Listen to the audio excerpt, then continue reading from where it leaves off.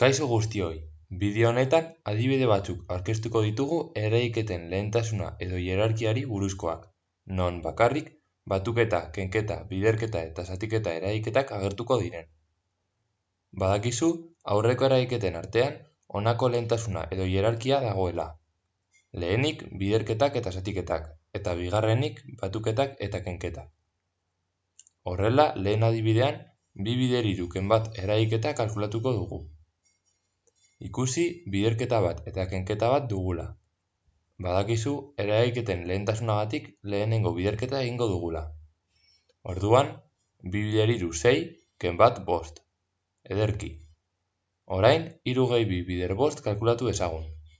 Ikusi batura eta biderketa dugula. Eraiketen arteko lehentasunagatik lehenik biderketa egingo dugu. Beraz, aurreko atala kopiatuko dugu eta daukagu 3 gehi. Eta orain, biderketa, 2 bider 5 10. Eta 3 gehi 10, 13 da. Orain, 6 zati 3 ken bat kalkulatu ezagun. Zatiketa bat eta kenketa bat dugu.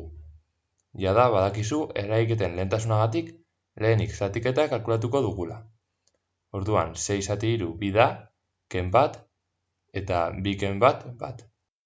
Orain, 4 gehi 8 zati 2 kalkulatuko dugu. Ikusi batuketa eta zatiketa dugula. Eraiketen lehentasunaren arabera lehenik zatiketa egiten dugu. Orduan daukagu 4 gehi eta orain zatiketa egiten dugu 8 zati 2 4. Eta 4 gehi 4 8. Azkenik pantailan agertzen den eraiketa egingo dugu. Kenketa, zatiketa, batuketa, kenketa, biderketa eta kenketa daukagu.